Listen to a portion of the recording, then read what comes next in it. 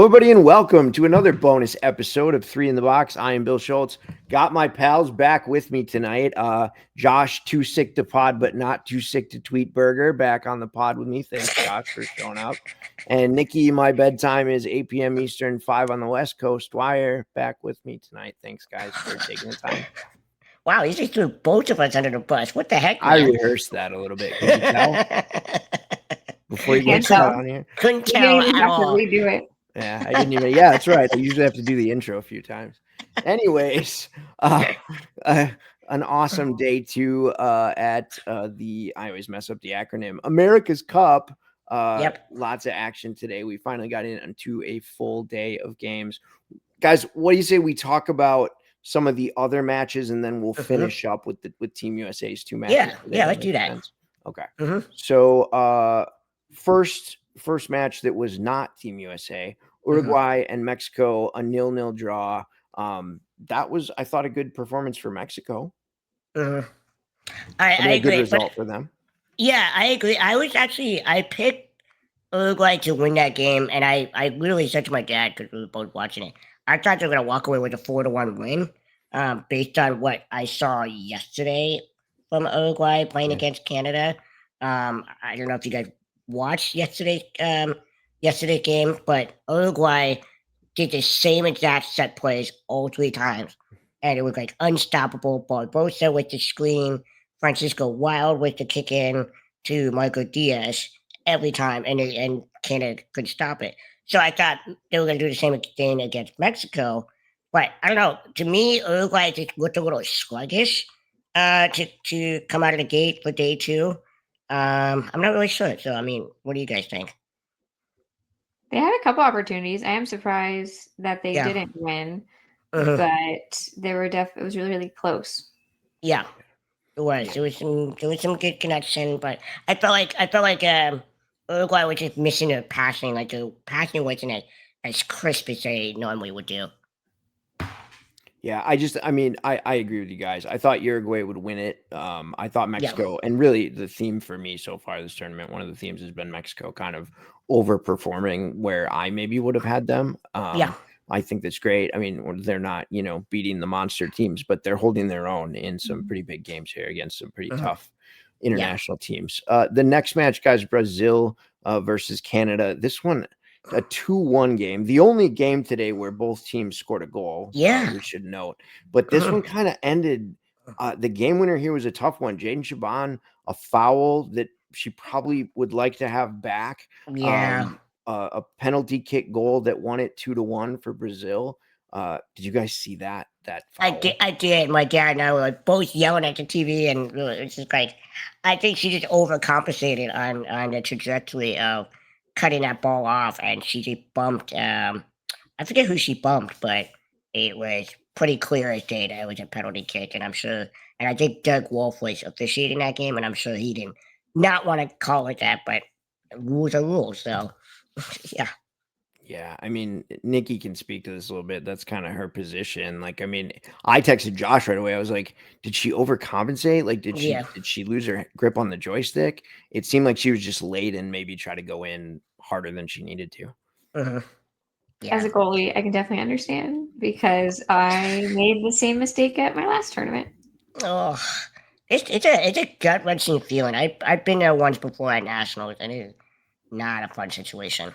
Yeah, tough game, but a good game. It was an interesting game to watch. It was tight the whole way. Yeah, it was finally nice to see a non shutout game because every single game has been a shutout, and I figured this would be a little bit of a back and forth game, and it kind of was. Yeah. We'll skip the USA game, the other USA game for now. We can kind of just talk about the last two games quickly together because they were both kind of expected results. Argentina 3-0 over Canada, Brazil 2-0 over Mexico. Those were kind of score lines that at least I felt like maybe I would have predicted. Did you guys feel differently about those? Nikki, why don't you go first? I mean, Canada held their own against Argentina for the most part. I do think watching them play, they have fairly better defense than they do offense. Again, another penalty kick, which was unfortunate. that's how one of the goals was from. But Uh-huh. I think they, for playing Argentina, I think they did decent. Yeah, I would agree. I also think, like you said, Canada defense does look a little better than I'm used to seeing. But I also think that Argentina was missing a lot of their passing. It didn't look like they were connecting a lot, which was kind of unusual. And it seemed like Valentino Zagarelli is kind of playing a little further back. I think there was some chair issues from what I heard and through the grapevine, but hopefully it gets solved. But it's a question of, are they kind of toning their play down a little bit because they already have a bid for the World Cup, but it's also like you want to have bragging rights for the APFC America's Cup. I didn't think they were turning it down in their game with USA. I mean, to me, I don't think they were. No. Yeah, it didn't look like that to me. I know, like Tony and Peyton mentioned on the broadcast that they have their automatic bid, but I see them trying to win this tournament. I mean, that's what I saw from Argentina today. Yeah. You want to have that bragging right. I mean, like, come on, like America's Cup. You want to represent all of North and South America. So it was kind of interesting to see. And I thought, just to quickly touch on Brazil, Mexico. I mean, again, Mexico for me has been sort of the surprise of this tournament. I mean, again, they're not out there. They didn't win today. They had a draw and a loss. But I thought a 2-0 scoreline against Brazil was, like a good showing. I thought they did a good showing against us last night. I guess, their defense to me, Mexico's defense to me, has been kind of the surprise of the tournament. Yeah. Yeah. I agree. And I do think that Mexico definitely missed their shots today. And I think the rotation was a little off to me. The passing was a little off. They were at one point they were kind of hitting the ball for the sake of hitting the ball. And I'm like, what are you doing? Don't 180 that because you can. Pass it with intentionality. That's the big thing that I've noticed with this tournament so far. You gotta pass with intentionality, not just for the sake of passing. And correct me if I'm wrong, Josh, but this is like their first international tournament, is it not? Mexico? I believe it is. Yeah. I believe it is. Yeah. Yeah. And today they only lost by a small margin, so which is incredible. Yeah, it's pretty incredible. So I mean, they tied against Uruguay, which is no small feat. Right. Yeah. Sure. All right. Well, let's move on. Let's chat a little bit about the two Team USA matches today. I'm going to get, there we go, Josh, sporting the USA gear. I'm going to get in the weeds just a little bit for a second on this USA-Argentina match because it was what we expected, right? It was the two Goliaths of this tournament face-to-face this morning, but because I got this microphone and I have this podcast, I get to be the one that whines about stuff. So I'm going to whine for a second. That first half, and I love our referees. I'm not attacking referees here. It is a tough job. I'm glad I don't have to do it. But there were so many times in that first half where there was heavy, heavy contact where Argentina was warned. And one of my biggest pet peeves in our game domestically is when players and teams get warning after warning after warning. We saw several stern, lengthy warnings from the referees in this game to Argentina players in that first half for heavy contact. And then right away in the second half, we saw heavy contact from an Argentina player, which led to a USA direct kick that, and let's be honest, Lexi mistimed that ball. She missed it completely, drove in, and it was absolutely a foul. But I'm going to say what Coach Tracy was not allowed to say. I saw you, Coach Tracy, react on the sideline. I reacted for you in my bedroom.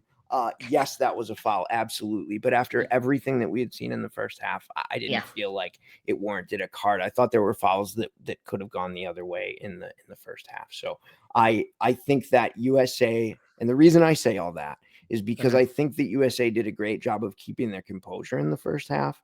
I know we would have loved to have won this game 4-0. We won it 1-0. That's maybe not we going into halftime, even score is probably not where we wanted to be there. But I thought USA did a good job keeping their composure, doing what they needed to do. They did it with a lineup we haven't seen before, right? I mean, that game started, I think, with David and Lexi. Yeah, David and Lexi on the floor. Jordan playing back. About to bring that up. Yeah, Jordan playing back. So that scoreline with that lineup, I thought was pretty okay. And I thought that our composure and the way that we stuck with a tight game there, with Argentina in a tight game there, was something to be proud of. Yeah, I'm glad you brought that up about the whole roster thing, because when I saw David Allen in the starting lineup for the Argentina game, I was like, oh, this is different. But you realize what David brings to the squad. He brings a little bit more passing at the center position. Riley, everybody knows he's a world-class ball handler. So putting Riley on the wing with David at center, it kind of changes the dynamic in the best way possible. So I'm very hopeful with going forward for the next 2 more days of David potentially playing more at center. Yeah, and it gives Riley the opportunity to focus on other things, right? Like he doesn't have to wait for the ball to come to him. He can get open. And I think you're right. I think as this tournament progresses and we hopefully head towards the World Cup, that is an opportunity for Riley to take some chances and to become available for more scoring opportunities. Yeah. What do you think? What did you think, Nikki? I definitely thought this was going to be, one of the tighter games. But I was surprised at how long it took someone to score. And I also thought maybe there might be a little more scoring. But there was a lot of heavy contact in this game. I don't know if that's because tensions are really high between the two teams. I don't know anything about their history. I mean, there were a lot of contact in other games too, but this one seemed to have the most that I saw. Yeah, I mean, it seems like there's a little bit of a rivalry between these two, because they both know that they're top dogs in the America's Cup. So, and I don't know what the result was in the 2019 Copa. I do know that USA came out on top, but I don't know who they went through to get there. But I thought there was going to be a little bit of a back and forth game. I knew it could be tight. I just didn't know it could be this tight. Well, and Nikki, thanks for bringing that up too, because I should clarify. I don't think Argentina did anything that was out of pocket here. I don't think Argentina did anything wrong. I think these are two teams that want to beat each other and are playing hard. I thought there was a lot of contact that was let go, but I think, we now know sort of what that game might look like when it happens again. And there's an intensity to that, right? These two teams that are here for a reason and can likely win it all. I think, it was a great game to watch. It was fun. Yeah, it's very, very possible that we're going to see this matchup again on Wednesday. I don't want to count any chickens before they hatch, so to speak. Right. But I would be not sad to see that matchup. You'd be remiss if they weren't there. I would be maybe slightly disappointed. Yeah, absolutely. Yes. Let's talk a little bit, you guys, before we go, about USA Uruguay, a 4-0 scoreline, but that one felt different early to me. It felt like USA got off to a little bit of a slow start. I said that last night in the Mexico game. I felt it more today in the Uruguay game. What did you guys think about that one?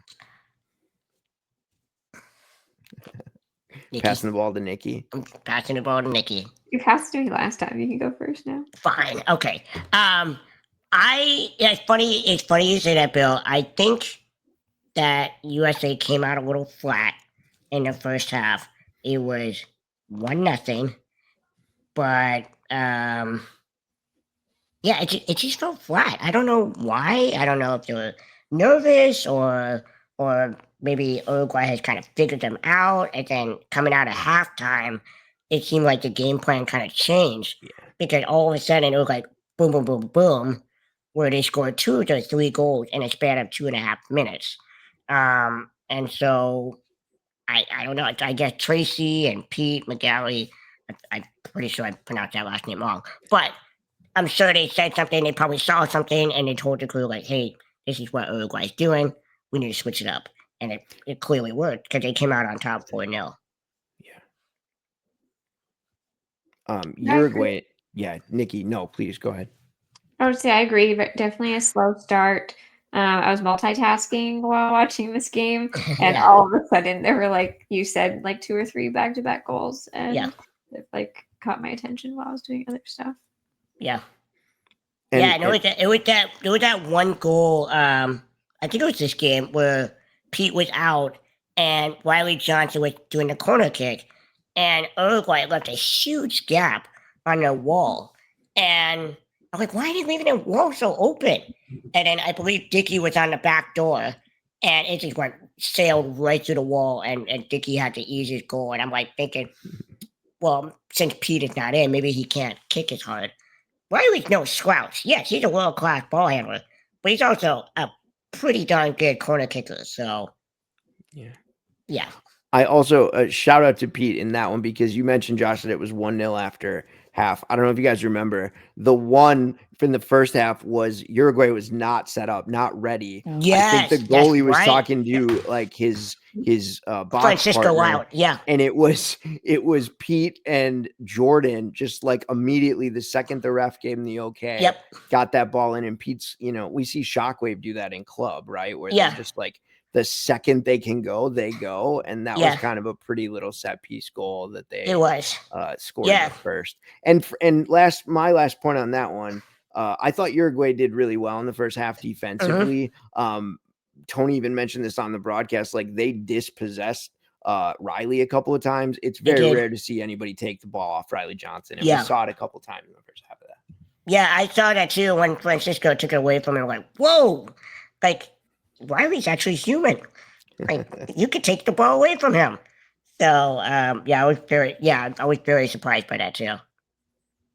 Well, unless you guys have more, I think we'll leave it there for day 2 of America's Cup. Great day. I, like Nikki, was multitasking all day trying to do my job and watch, keep an eye on this. And when I had breaks, go back and watch things. I was making notes and like, go back and watch this. So, but yeah, I love that we have daytime power soccer, the best in the world right here in our backyard. And it's been fun to watch. And thanks everybody out there for joining us.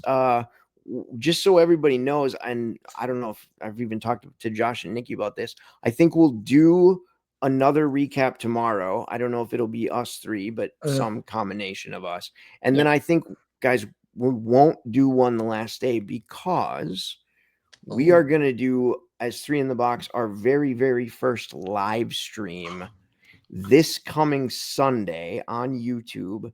Nikki, do you remember what time? I'm going to forget. Do you remember what time? It's 5:30 p.m. Eastern, 2:30 Pacific, 4:30 p.m. Central, 3:30 Mountain Time. I knew you'd have it. Amazing.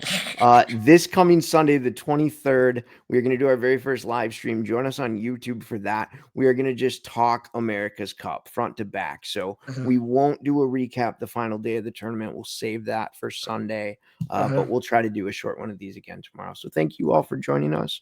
We appreciate it. Enjoy day 3 tomorrow, and we'll see you tomorrow night. Sounds good. Oh, I should say for Power Soccer Shop, we're 3 in the Box. Duh. Have a good night. Have a good night.